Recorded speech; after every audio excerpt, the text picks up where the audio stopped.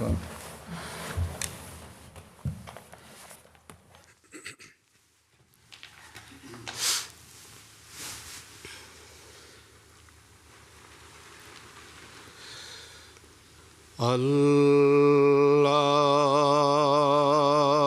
اکبر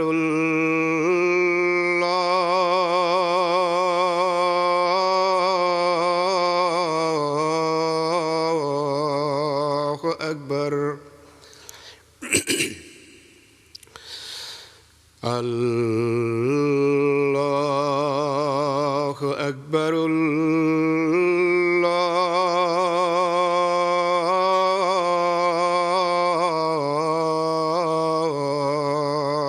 اکبر أشهد أن لا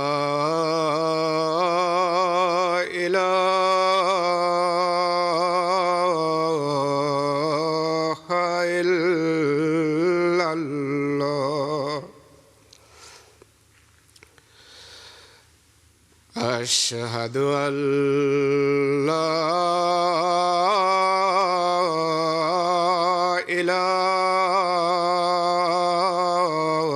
إله إلا الله أشهد أن محمدًا رسول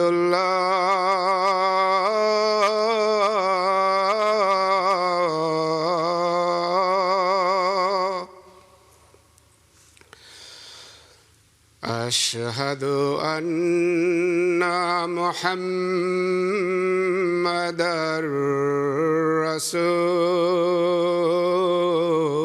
رسول الله حي على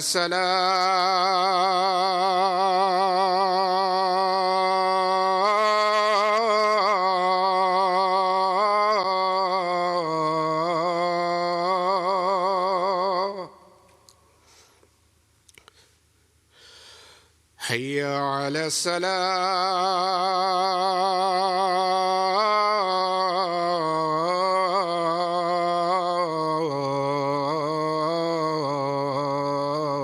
الصلاة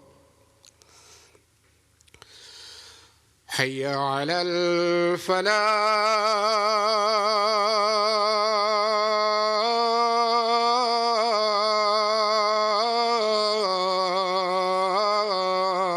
الفلاح حي على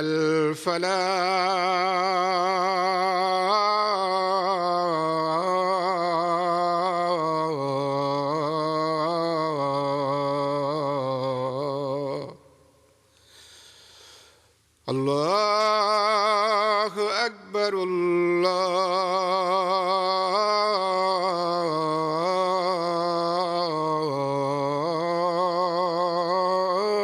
الله أكبر لا إله إلا الله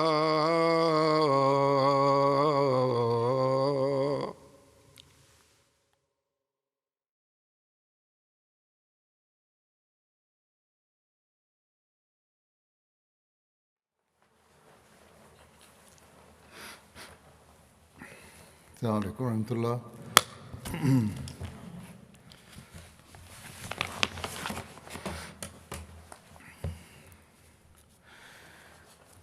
أشهد أن لا إله إلا الله وحده لا شريك له وأشهد أن محمدًا عبده ورسوله أما بعد فأعوذ بالله من الشيطان الرجيم بسم الله الرحمن الرحيم الحمد لله رب العالمين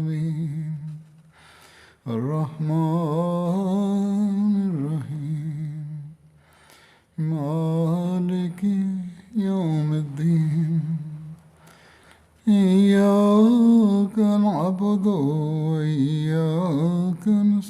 الرحيم اهدنا الصراط المستقيم صراط الذين أنعمت عليهم غير المغضوب عليهم ولا الضالين.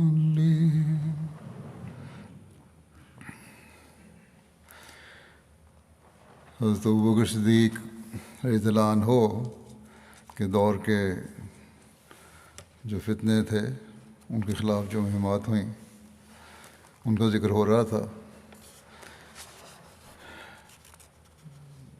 اس زمن میں حضرت خالد بن ولید کی بطاح کے علاقے کی جانب مالک بن نویرہ کی طرف پیش قدمی کی تفصیل یوں بیان ہوئی ہے. بطاح بنو اسد کے علاقے میں ایک چشمے کا نام ہے. مالک بن نویرہ کا تعلق بنو تمیم کی ایک شاخ بنو یربوز سے تھا. اس نے 9 ہجری میں اپنی قوم کے ساتھ مدینہ آ کر اسلام قبول کیا. مالک بن نویرہ اپنی قوم کے سرداروں میں سے ایک تھا. عرب کے مشہور بہادر اور شاہ سواروں میں اس کا شمار ہوتا تھا. حضرت صلی اللہ علیہ وسلم نے اس کو اپنے قبیلے کی زکوٰۃ کے اموال وصول کرنے اور جمع کرنے کی ڈیوٹی سپرد کرتے ہوئے عامل زکوٰۃ کے عہدے پر مقرر کیا تھا.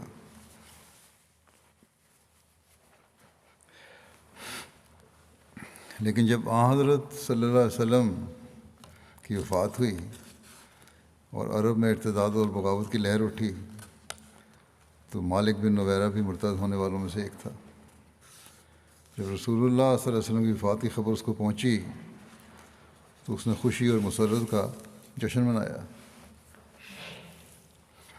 اس کے گھر کی عورتوں نے مہندی لگائی، ڈھول بجائے اور خوب فرحت و شادمانی کا اظہار کیا اور اپنے قبیلے کے ان مسلمانوں کو قتل کیا جو زکوٰۃ کی فرضیت کے قائل ہونے کے ساتھ ساتھ اسے مسلمانوں کے مرکز یعنی مدینہ میں بھجوانے کے بھی قائل تھے زکوٰۃ کی رقم کو. بس یہ بھی بات یاد رکھنے والی ہے کہ ہر ایک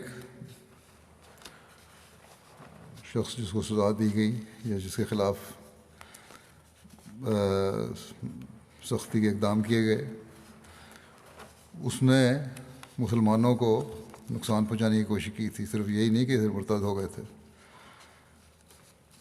بہرحال اس میں ہم نے مزید ہے کہ اس نے ایک طرف تو زکوٰۃ دینے سے انکار کیا اور زکوٰۃ کے جمع شدہ اموال اپنی قوم کے لوگوں کو واپس کر دیے، اور دوسری طرف نبوت کا جھوٹا دعویٰ کرنے والی باغیہ سجا کے ساتھ شامل ہو گیا جو کہ ایک بہت بڑا لشکر لے کر مدینے پر حملہ کرنے کے لیے آئی تھی.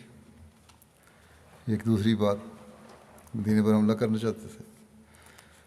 اس کا نام سجا بنت حارث، سجا کا تعارف یہ ہے کہ سجا بنت حارث اس کا نام تھا.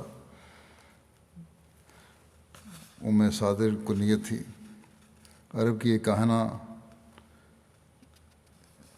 تھی اور ان چند مدعیان نبوت اور باقی قبائلی سرداروں میں سے تھی جو عرب میں ارتداد سے تھوڑی مدت پہلے یا اس کے دوران نمودار ہوئے تھے. سجاہ قبیلہ بنو تمیم سے تعلق رکھتی تھی اور ماں کی جانب سے سلسلہ نسب قبیلہ بنو تغلب سے جا ملتا تھا جو اکثر مسیحی تھے. سجاہ خود بھی مسیحی تھی اور اپنے مسیحی قبیلہ اور خاندان کی بنا پر مسیحیت کی اچھی خاصی عالم عورت تھی. یہ عراق سے مریدوں کے ساتھ آئی تھی اور مدینے پر حملے کا ارادہ رکھتی تھی. بعض مورخین کا کہنا ہے کہ سجا ایرانیوں کی سازش کے تحت عرب میں داخل ہوئی تھی تاکہ حالات کو بگڑ کر ایرانی حکومت کے زوال پذیر اقتدار کو تھوڑا سنبھالا دیا جا سکے.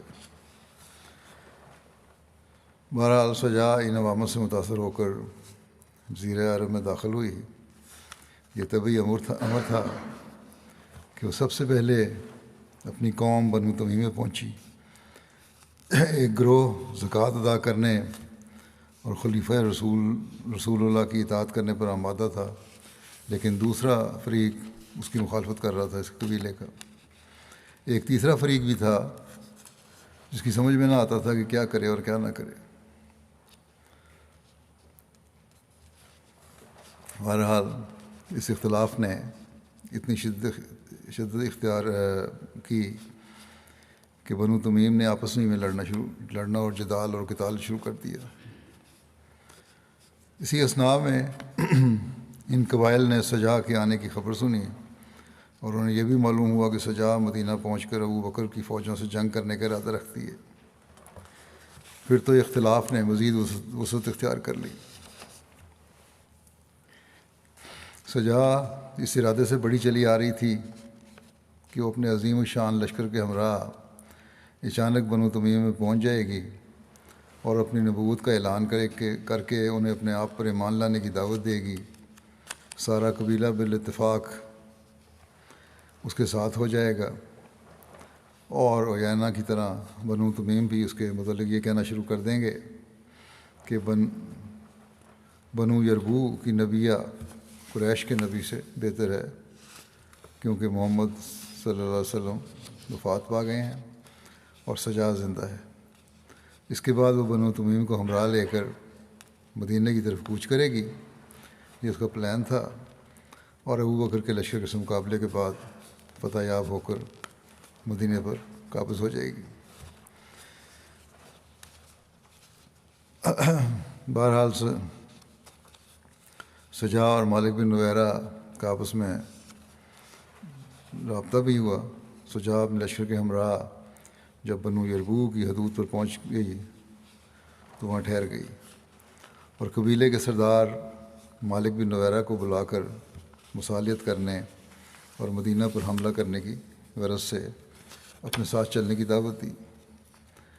مالک نے صلح کی دعوت تو قبول کر لی، لیکن اس نے مدینہ پر چڑھائی کے ارادے سے باز رہنے کا مشورہ دیا اسے، اور کہا کہ مدینہ پہنچ کر ابو بکر کی فوجوں کا مقابلہ کرنے سے بہتر یہ ہے کہ اپنے قبیلے کے مخالف عنصر کا صفایا کر دیا جائے پہلے۔ سجا کو بھی یہ بات پسند آئی، اور اس نے کہا کہ جو تمہاری مرضی ہے، میں تو بنو یربو کی ایک عورت ہوں، جو تم کہو گے وہی کروں گی۔ سجا نے مالک کے علاوہ بنو تمیم کے دوسرے سرداروں کو بھی مصالحت کی دعوت دی، لیکن وکی کے سوا کسی نے یہ دعوت قبول نہیں کی۔ اس پر سجا نے مالک، وکی اور اپنے لشکر کے ہمراہ دوسرے سرداروں پر دھاوا بول دیا۔ گھمسان کی جنگ ہوئی، جس میں جانبین کی کثیر تعداد آدمی قتل ہوئے، اور ایک ہی قبیلے کے لوگوں نے ایک دوسرے کو گرفتار کر لیا۔ لیکن کچھ ہی عرصے کے بعد مالک اور وکی نے یہ محسوس کیا کہ انہوں نے اس عورت کی اتباع کر کے سخت غلطی کی ہے۔ اس پر انہوں نے دوسرے سرداروں سے مصالحت کر لی اور ایک دوسرے کے قیدی واپس کر دیے۔ اس طرح قبیلہ تمیم میں امن قائم ہو گیا۔ اب یہاں سجا نے جب دیکھا کہ اس کی دال گلنی مشکل ہے، جو مقصد لے کے آئی تھی پورا نہیں ہو سکتا، تو اس نے بنو تمیم سے بوریہ بستر اٹھایا اور مدینے کی جانب کوچ کر دیا۔ نبا کی بستی میں پہنچ کر اوس بن خزیمہ سے اس کی مٹ بھیڑ ہوئی، جس میں سجا نے شکست کھائی، اور اوس بن خزیمہ نے اس طرح پر اسے واپس جانے دیا کہ اس امر کا پختہ ارادہ کرے کہ وہ مدینے کی جانب پیش قدمی نہیں کرے گی۔ اس واقعے کے بعد اہل جزیرے کی فوج کے سردار ایک جگہ جمع ہوئے، اور انہوں نے سجا سے کہا، اب آپ ہمیں کیا حکم دیتی ہیں؟ مالک اور وکیل نے اپنی قوم سے صلح کر لی ہے، نہ وہ ہمیں مدد دینے کے لیے تیار ہیں اور نہ اس بات پر رضامند کہ ہم ان کی سرزمین سے گزر سکیں۔ ان لوگوں سے بھی ہم نے یہ معاہدہ کیا ہے، اور مدینہ جانے کے لیے ہماری راہ مسدود ہو گئی ہے۔ اب بتاؤ ہم کیا کریں؟ سجا نے جواب دیا کہ اگر مدینہ جانے کی راہ مسدود ہو گئی ہے تو بھی فکر کی کوئی بات نہیں، تم یمامہ چلو۔ انہوں نے کہا، اہل یمامہ شان و شوکت میں ہم سے بڑے ہوئے ہیں، اور مسلمہ کی طاقت اور قوت بہت زیادہ ہو چکی ہے، ایک روایت یہ بھی ہے کہ جب اس کے لشکر کے سرداروں نے سجا سے آئندہ اقدام کے متعلق دریافت کیا تو اس نے جواب دیا کہ علیکم بالیمامہ و دفو دفیف الحمامہ فإنها غزوة سرامہ لا یلحقکم بعدها ملامہ، کہ یمامہ چلو، کبوتر کی طرح تیزی سے ان پر جھپٹو، وہاں ایک زبردست جنگ پیش آئے گی جس کے بعد تمہیں پھر کبھی ندامت نہ اٹھانی پڑے گی۔ یہ مسجع مقفع عبارت سننے کے بعد جسے اس کے لشکر والے وہی خیال کرتے تھے کہ نبی یہ وہی ہوئی ہے اس کو، انہوں نے اس کا حکم ماننے کے سوا، ان کے لیے ان کا حکم ماننے کے سوا کوئی چارہ نہیں تھا، حکم ماننا اس کا۔ سجا جب اپنے لشکر کے ہمراہ یمامہ پہنچی تو مسلمہ کو بڑا فکر پیدا ہوا۔ اس نے سوچا کہ اگر وہ سجا کی فوجوں سے جنگ میں مشغول ہو گیا تو اس کی طاقت کمزور ہو جائے گی، اسلامی لشکر اس پر دھاوا بول دے گا اور ارد گرد کے قبائل بھی اس کی اطاعت کا دم بھرنے سے انکار کر دیں گے۔ یہ سوچ کر اس نے سجا سے مصالحت کرنے کی ٹھانی۔ پہلے اسے تحفے تحائف بھیجے، پھر کہلا بھیجا کہ وہ خود اس سے ملنا چاہتا ہے۔ اس نے مسلمہ کو باریابی کی اجازت دے دی۔ مسلمہ بنو حنیفہ کے 40 آدمیوں کے ہمراہ اس کے پاس آیا اور خلوت میں اس سے گفتگو کی، اور اس گفتگو میں مسلمہ نے کچھ مسجع مقفع عبارتیں سجا کو سنائیں جن سے وہ بہت متاثر ہوئی۔ سجا نے بھی جواب میں اسی قسم کی بعض عبارتیں سنائیں۔ سجا کو پوری طرح اپنے قبضہ میں لینے اور ہم نوا بنانے کے لیے مسلمہ نے یہ تجویز پیش کی کہ ہم دونوں اپنی نبوتوں کو یکجا کر لیں اور باہم رشتہ ازدواج میں منسلک ہو جائیں، شادی کر لیں۔ سجا نے یہ مشورہ قبول کر لیا اور مسلمہ کے ساتھ اس کے کیمپ میں چلی گئی۔ 3 روز تک وہاں رہنے کے بعد یہ اپنے لشکر میں واپس آئی اور ساتھیوں سے ذکر کیا کہ اس نے مسلمہ کو حق پر پایا ہے، اس لیے اس سے شادی کر لی ہے۔ لوگوں نے اس سے پوچھا کہ کچھ مہر بھی مقرر کیا؟ اس نے کہا مہر تو مقرر نہیں کیا۔ انہوں نے مشورہ دیا کہ آپ واپس جائیں اور مہر مقرر کر کے آؤ، کیونکہ آپ جیسی شخصیت کے لیے مہر کے بغیر شادی کرنا زیبا نہیں۔ چنانچہ وہ مسلمہ کے پاس واپس گئی اور اسے اپنی آمد کے مقصد سے آگاہ کیا۔ مسلمہ نے اس کی خاطر عشاء اور فجر کی نمازوں میں تخفیف کر دی۔ مہر کے بارے میں یعنی کہ عشاء اور فجر کی نمازوں میں کمی کر دی ہے، بند کر دی۔ بہرحال مہر کے بارے میں یہ تصفیہ ہوا کہ مسلمہ یمامہ کی زمینوں کے لگان کی نصف آمد سجا کو بھیجے گا۔ سجا نے مطالبہ کیا کہ وہ آئندہ سال کی نصف آمدنی میں سے اس کا حصہ پہلے ہی ادا کر دے۔ اس پر مسلمہ نے نصف سال کی آمدنی کا حصہ اسے دے دیا، جسے لے کر وہ جزیرہ واپس آ گئی۔ بقیہ نصف سال کی آمدنی کے حصول کے لیے اس نے اپنے کچھ آدمیوں کو بنو حنیفہ میں چھوڑ دیا۔ سجا بدستور بنو تغلب میں مقیم رہی۔ بعد میں اس نے توبہ کر لی، اس کے بارے میں یہ بھی آتا ہے، اور اسلام قبول کر لیا۔ بعض کے نزدیک حضرت عمر کے زمانے میں اس نے اسلام قبول کیا، یہاں تک کہ حضرت امیر معاویہ نے قحط والے سال اسے اس کی قوم کے ساتھ بنو تمیم میں بھیج دیا، جہاں وہ وفات تک مسلمان ہونے کی حالت میں مقیم رہی۔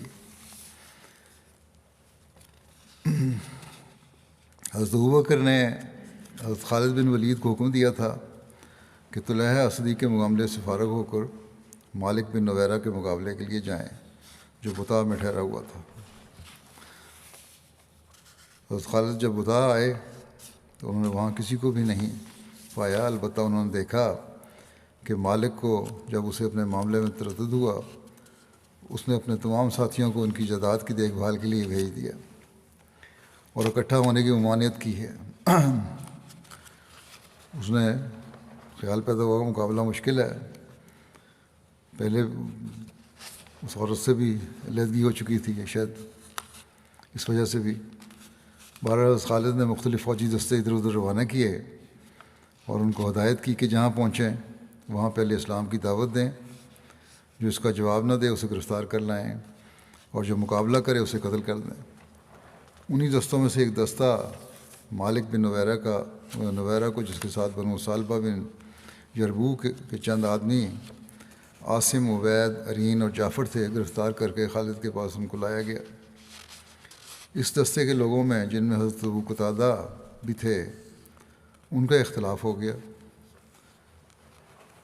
یہاں ایک روایت ہے عروہ کے باب سے کہ اس موقع پر مہم کے بعد لوگوں نے تو شہادتیں دیں کہ جب ہم نے اذان دی، اقامت کہی اور نماز پڑھی تو ان لوگوں نے بھی ایسا ہی کیا، مگر دوسروں نے کہا کہ نہیں، ایسا کچھ نہیں ہوا۔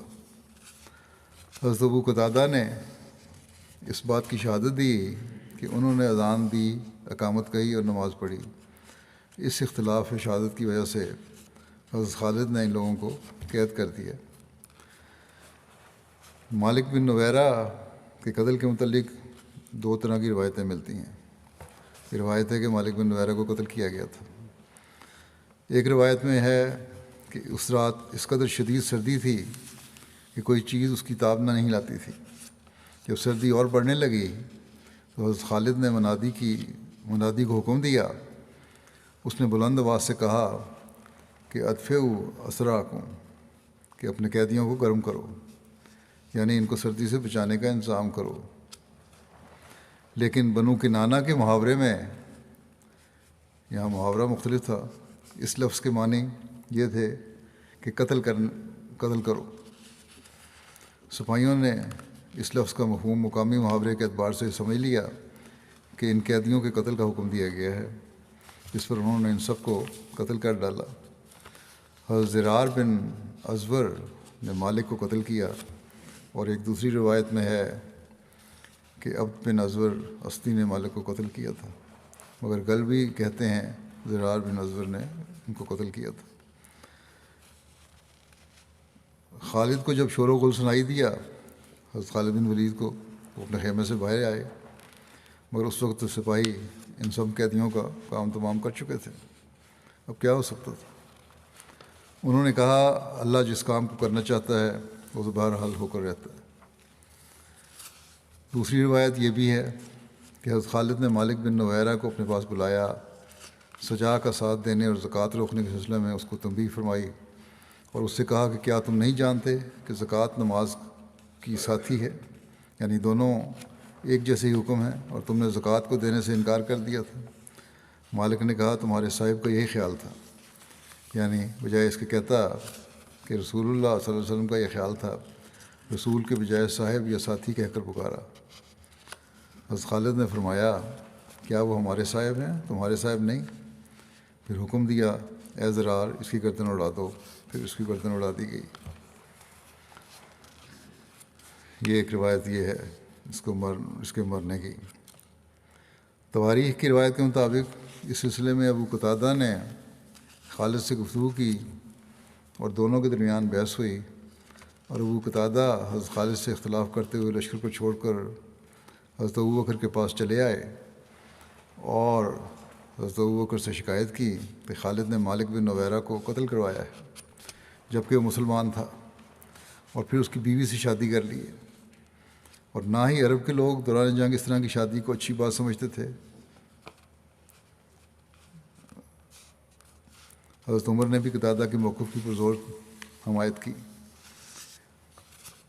حضرت ابو قتادہ سے اس بات پر سخت برہم ہوئے کہ وہ امیر لشکر حضرت خالد کی اجازت کے بغیر لشکر کو چھوڑ کر مدینہ آئے ہیں، اور حکم دیا ان کو کہ وہ حضرت خالد کے پاس واپس جائیں۔ چنانچہ ابو قتادہ حضرت خالد کے پاس واپس چلے گئے۔ تاریخ طبری میں اس کی مزید تفصیل یوں مذکور ہے کہ حضرت عمر نے حضرت ابوبکر کی خدمت میں عرض کیا کہ خالد ایک مسلمان کے خون کا ذمہ دار ہے، اور اگر یہ بات ثابت نہ ہو سکے تو اس قدر تو ثابت ہے جس سے کہ ان کو قید کر دیا جائے۔ اس معاملے میں کہ قتل دوبارہ ہوا ہے، اس معاملے میں حضرت عمر نے بہت اصرار کیا، چونکہ حضرت ابوبکر اپنے مال اور فوجی افسران کو کبھی قید نہیں کرتے تھے، اس لیے انہوں نے فرمایا اے عمر اس معاملے میں خاموشی اختیار کرو، خالد بن ولید سے اجتہادی غلطی ہوئی ہے، تم ان کے بارے میں ہرگز کچھ مت کہو۔ اور حضرت ابوبکر نے مالک کا خون بہا ادا کر دیا۔ حضرت ابوبکر نے خالد کو خط لکھ کر آنے کا کہا، وہ آئے اور انہوں نے اس واقعہ کی پوری تفصیل بیان کی اور معذرت چاہی۔ حضرت ابوبکر نے ان کی معذرت قبول کی۔ ایک روایت میں حضرت خالد کے مدینہ حاضر ہونے کے واقعے یوں بیان ہوا ہے کہ خالد اس مہم سے پلٹ کر مدینہ آئے اور مسجد نبوی میں داخل ہوئے۔ جب مسجد میں آئے تو حضرت عمر نے ان سے کہا، تم نے ایک مسلمان کو قتل کر دیا اور پھر اس کی بیوی پر قبضہ کر لیا، بخدا میں تم کو سنسار کروں گا۔ خالد نے اس وقت ایک لفظ بھی زبان سے نہیں نکالا، کیونکہ وہ سمجھتے تھے کہ حضرت ابوبکر کا بھی یہی خیال ہے۔ وہ حضرت ابوبکر کے پاس چلے گئے، سارا واقعہ سنایا، معذرت چاہی۔ اس پر حضرت ابوبکر نے ان کی معذرت قبول فرمائی۔ ان کی خوشنودی حاصل کر کے حضرت ابوبکر کی وہ اٹھائے۔ حضرت عمر مسجد میں بیٹھے تھے۔ خالد نے کہا، اے ام شملہ کے بیٹے، میرے پاس آؤ، کیا کہتے ہو؟ حضرت عمر سمجھ گئے کہ حضرت ابوبکر ان سے راضی ہو گئے ہیں جو اس طرح وہ بات کر کے جا رہے ہیں۔ حضرت حضرت عمر خاموشی سے اٹھ کر اپنے گھر چلے گئے اور خالد سے کوئی بات نہیں کی۔ ایک اور روایت کے مطابق مالک کا بھائی متمم بن نویرہ حضرت ابوبکر کے پاس اپنے بھائی کا قصاص لینے آیا اور اس نے درخواست کی کہ ہمارے قیدی رہا کر دیے جائیں۔ حضرت ابوبکر نے قیدیوں کی رہائی کے لیے اس کی درخواست قبول کر لی اور حکم لکھ دیا اور مالک کی دیت ادا کر دی۔ حضرت عمر نے حضرت خالد کے متعلق ابوبکر سے یہ سخت اصرار کیا کہ ان کو برطرف کر دیا جائے اور کہا کہ ان کی تلوار میں بے گناہ مسلمان کا خون ہے، مگر حضرت ابوبکر نے کہا، عمر، یہ نہیں ہو سکتا۔ میں اس تلوار کو جسے اللہ نے کفار کے لیے نیام سے نکالا ہے پھر نیام میں نہیں رکھوں گا۔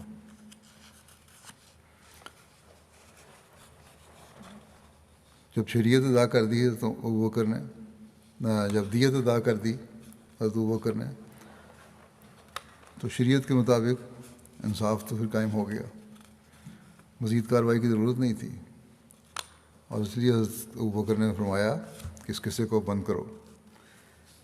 اس بارے میں حضرت شاہ عبدالعزیز دہلوی مالک بن نویرہ کا جو قصہ ہے، اس کے قتل کا بابت جو الزام ہے، اس کا جواب دیتے ہوئے اپنے لکھتے ہیں کہ تحفہ اثناء عشریہ میں ان کی کتاب، اس میں لکھتے ہیں کہ دراصل جو واقعہ پیش آیا اس کی تعبیر ان لوگوں نے صحیح بیان نہیں کی، اور جب تک صحیح حالات نہ معلوم ہوں اس وقت تک اعتراض کی بے وقوتی ظاہر ہوئے۔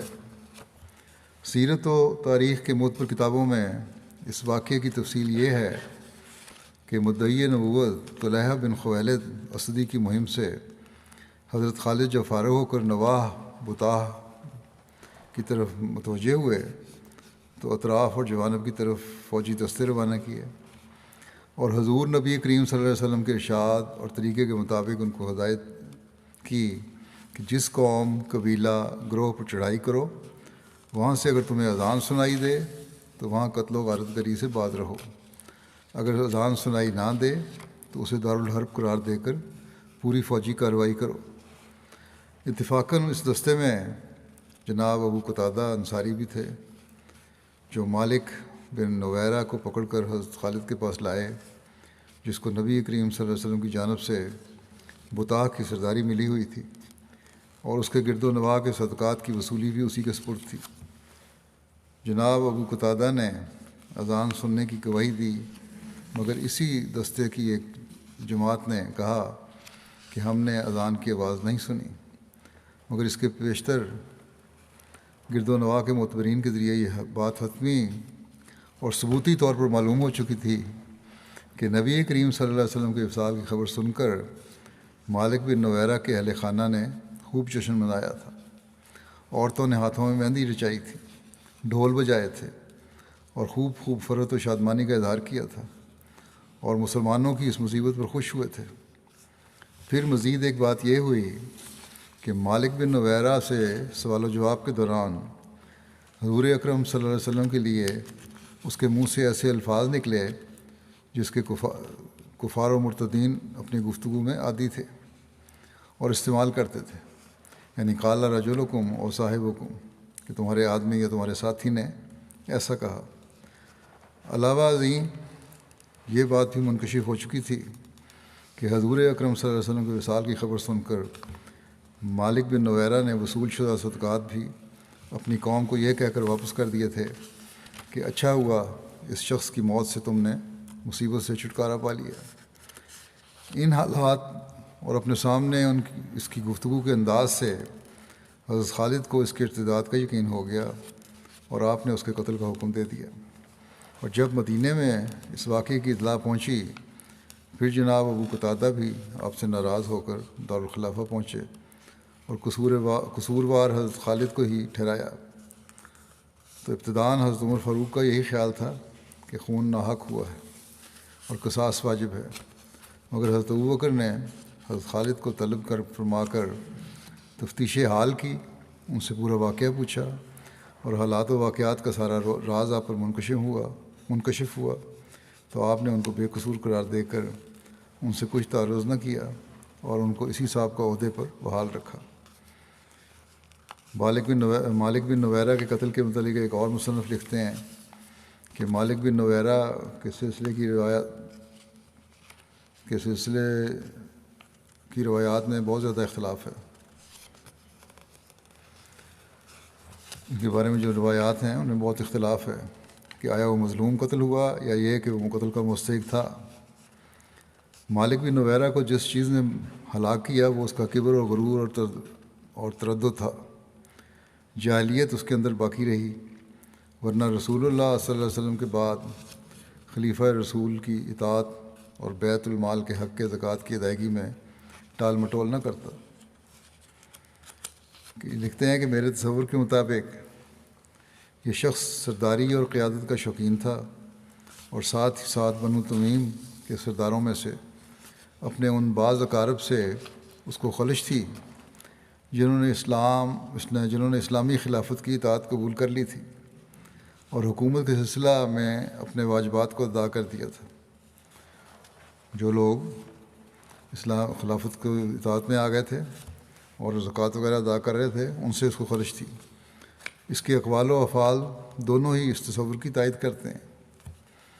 اس کا مرتد ہونا اور سجا کا ساتھ دینا، زکوٰۃ کے اونٹوں کو اپنے لوگوں میں تقسیم کر دینا، زکوٰۃ کو ابوبکر کو دینے سے روکنا، تمرد و عصیان کے سلسلے میں اپنے قرابت دار مسلمانوں کی نصیحتوں کو نہ سننا، یہ سب اس پر فرد جرم ثابت کرتے ہیں، اور اس سے واضح ہوتا ہے کہ شخص اسلام کی بنسبت کفر سے زیادہ قریب تھا۔ ایک طرف مسلمان کہلانا چاہتا تھا اور دوسری طرف کفر کے قریب تھا۔ اور اگر مالک بن نویرہ کے خلاف کوئی حجت و دلیل نہ ہو تو اس کا صرف زکوٰۃ روک لینا ہی اس پر فرد جرم عائد کرنے کے لیے کافی ہے۔ متقدمین کے یہاں یہ ایک ثابت شدہ حقیقت ہے کہ اس نے زکوٰۃ کی ادائیگی سے انکار کیا تھا۔ ابن عبدالسلام کی کتاب طبقات فخول شعراء میں ہے، یہ متفق علیہ بات ہے کہ خالد نے مالک سے گفتگو کی اور اس کو اس کے موقف سے پھیرنے کی کوشش کی، لیکن مالک نے نماز کو تسلیم کیا، اس نے کہا نماز تو پڑھ لوں گا، اور زکوٰۃ سے اعراض کیا۔ اور شرح مسلم میں امام نووی مرتدین کے سلسلے میں فرماتے ہیں کہ انہی کے ضمن میں وہ حضرات بھی تھے جو زکوٰۃ کو تسلیم کرتے تھے اور اس کی ادائیگی سے رکے نہیں تھے، لیکن ان کے سرداروں نے انہیں اس سے روک دیا تھا۔ بعض لوگ چاہتے تھے کہ زکوٰۃ ادا کریں نمازوں کے ساتھ، زکوٰۃ بھی فرض ہے جن پر، لیکن سرداروں نے اسے روک دیا اور ان کے ہاتھ پکڑ رکھے تھے، جیسا کہ بنو یربو۔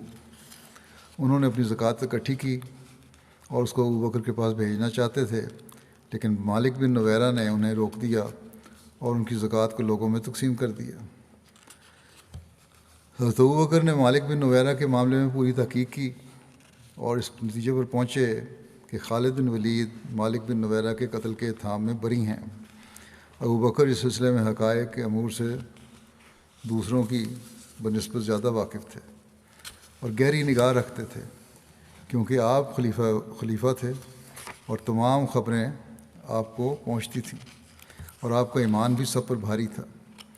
خالد کے ساتھ تعامل میں آپ رسول اللہ صلی اللہ علیہ وسلم کی سنت کی پیروی کر رہے تھے، کیونکہ رسول اللہ صلی اللہ علیہ وسلم نے خالد کو جو ذمہ داری سونپی کبھی معزول نہیں کیا، اور اگرچہ ان سے بعض ایسی چیزیں صادر ہوئیں جن سے آپ مطمئنہ تھے، آپ ان کے عذر کو قبول فرماتے اور لوگوں سے فرماتے، یعنی آن وسلم خالد کے عذر کو قبول فرماتے اور لوگوں سے فرماتے خالد کو تکلیف مت پہنچاؤ، وہ اللہ کی تلواروں میں سے ایک تلوار ہے جسے اللہ تعالیٰ نے کفار پر مسلط کر دیا تھا۔ پھر ایک اور اعتراض اسی ضمن میں آگے یہ بھی آتا ہے کہ حضرت خالد نے ام تمیم بنت منہال سے شادی کی تھی۔ حضرت خالد بن ولید کے متعلق اعتراض یہ کیا جاتا ہے کہ آپ نے دوران جنگ لیلہ بنت منہال سے شادی کی اور عدت گزرنے کا بھی انتظار نہیں کیا۔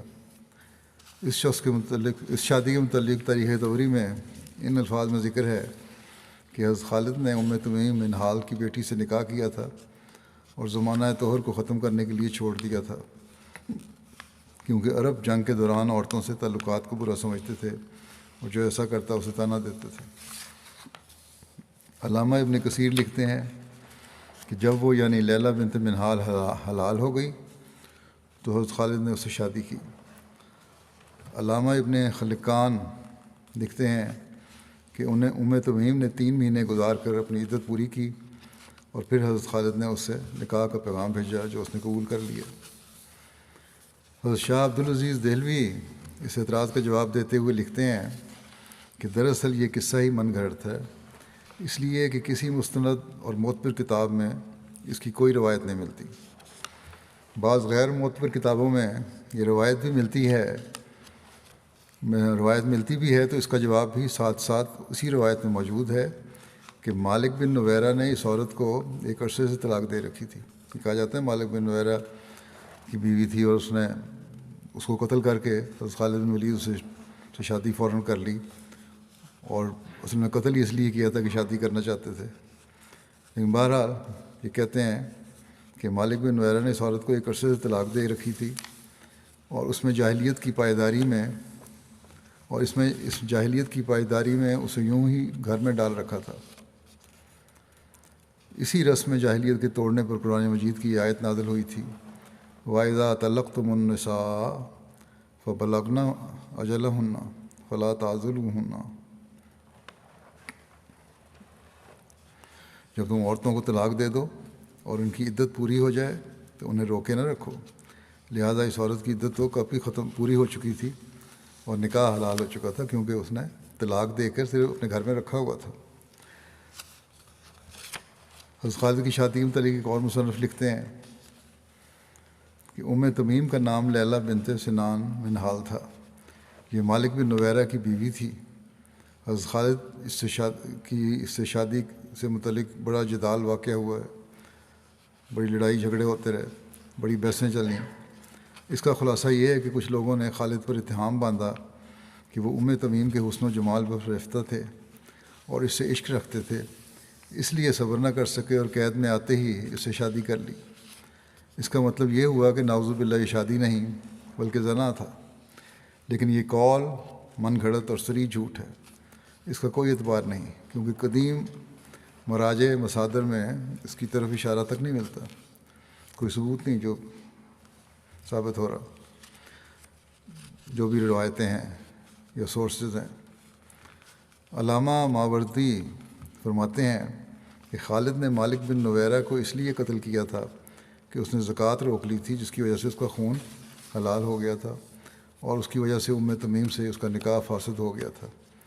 اور مرتدین کی عورتوں کے سلسلے میں شرعی حکم یہ ہے کہ جب وہ دارالحرب سے جا ملیں تو ان کو قید کیا جائے، قتل نہ کیا جائے، جیسا کہ امام سرخسی نے اس کی طرف اشارہ کیا۔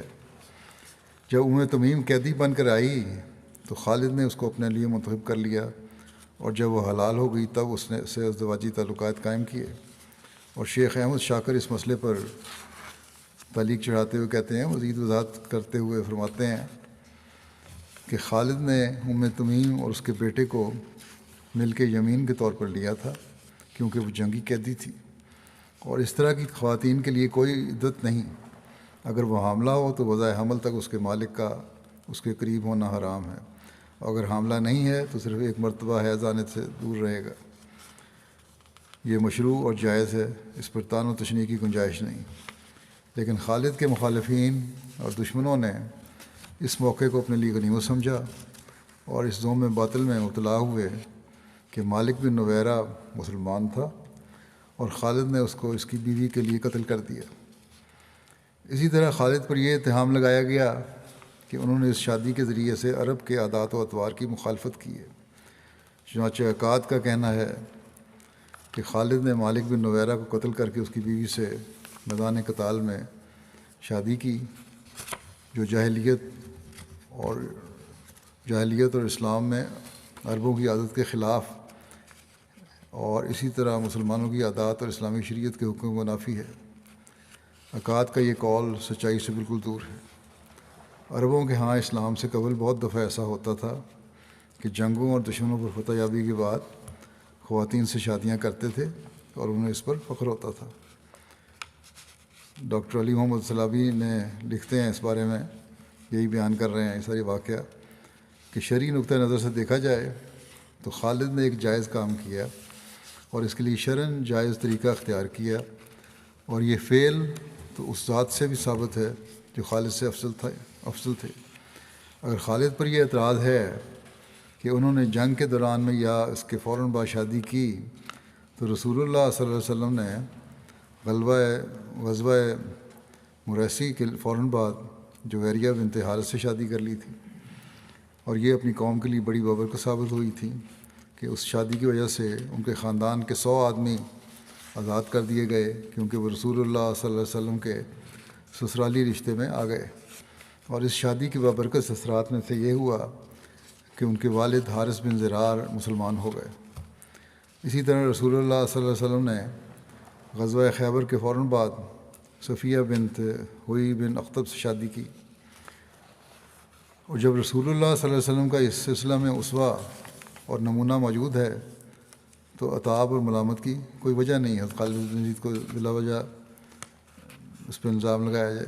اس میں یہ تفصیل میں نے اس لیے بیان کی ہے کہ بعض کام علم آج کل بھی یہ سوال اٹھاتے ہیں، اور حضرت ابوبکر رضی اللہ عنہ پر اصل میں یہ اعتراض کرتے ہیں کہ حضرت عمر صحیح تھے اس بارے میں، اور حضرت ابوبکر نے نعوذ باللہ انصاف سے کام نہیں لیا اور غلط رنگ میں حضرت خالد بن ولید کی حمایت کی ہے۔ حالانکہ یہ سب جو ساری تفصیلات انہوں نے دیکھیں، سارا جائزہ لیا، حضرت ابوبکر نے پھر فیصلہ کیا اور اس سارے الزام سے حضرت خالد کو بری فرمایا۔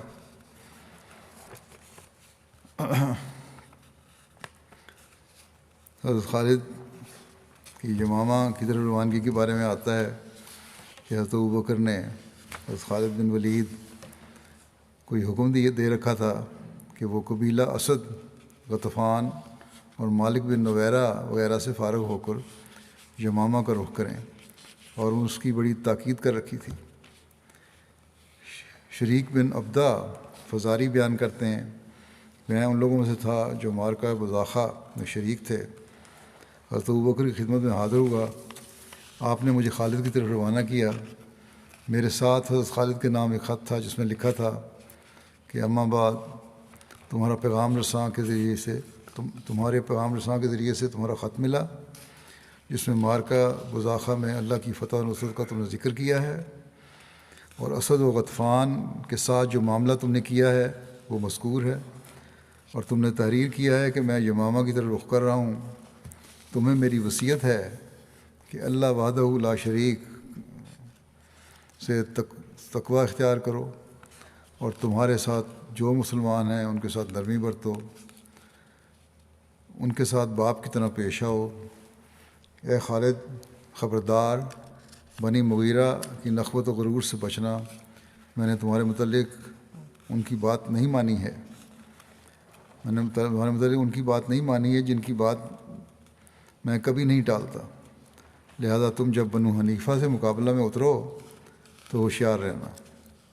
یاد رکھو بنو حنیفہ کی طرح اب تک کسی سے تمہارا مقابلہ نہیں پڑا، وہ سب کے سب تمہارے خلاف ہیں اور ان کا ملک بڑا وسیع ہے، لہذا جب وہاں پہنچو تو بذات خود فوج کی کمان سنبھالو، میمنہ پر ایک شخص کو اور میسرہ پر ایک شخص کو اور شاہ سواروں پر ایک کو مقرر کرو۔ اکابرین صحابہ اور مہاجرین و انصار میں سے جو تمہارے ساتھ ہیں ان سے برابر مشورہ لیتے رہو اور ان کے فضل و مقام کو پہچانو۔ پوری تیاری کے ساتھ میدان جنگ میں جب دشمن صف بستہ ہوں تو ان پر ٹوٹ پڑو، تیر کے مقابلے میں تیر، نیزے کے مقابلے میں نیزہ، تلوار کے مقابلے میں تلوار، ان کے قیدیوں کو تلواروں پر اٹھا لو، قتل کے ذریعے ان میں خوف و ہراس پیدا کرو، ان کو آگ میں جھونکو، خبردار میری حکم عدولی نہ کرنا، والسلام علیکم۔ یہ خط جو خالد کو ملا تو آپ نے اس کو پڑھا اور کہا ہم نے سن لیا اور ہم اس کی مکمل فرمانبرداری کریں گے۔ خالد نے مسلمانوں کو اپنے ساتھ تیار کیا اور بنو حنیفہ یعنی مسلمہ یا جن کی سربراہی مسلمہ قذاب کر رہا تھا ان سے قتال کے لیے روانہ ہو گئے۔ انصار پر ثابت بن قیس بن شماس امیر مقرر تھے۔ مرتدین میں سے جس سے راستہ میں واسطہ پڑتا اس کو عبرتناک سزا دیتے۔ ادھر حضرت ابوبکر نے پیچھے سے خالد کی حفاظت کے لیے ایک بہت بڑی فوج بہترین اسلحے سے لیس روانہ کی تاکہ لشکر خالد پر کوئی پیچھے سے حملہ آور نہ ہو سکے۔ خالد کا گزر یمامہ کے راستے میں بہت سے بدو قبائل سے ہوا جو مرتد ہو چکے تھے، ان سے جنگ کر کے انہیں اسلام کی طرف واپس لائے۔ راستہ میں سجا کی بچی کچی فوج ملی، ان کی خبر لی، انہیں قتل کیا اور عبرتناک سزائیں دیں، پھر یمامہ پر حملہ آور ہوئے۔ جنگ یمامہ کی تفصیل جو ہے انشاءاللہ اس کی آئندہ بیان ہوگی۔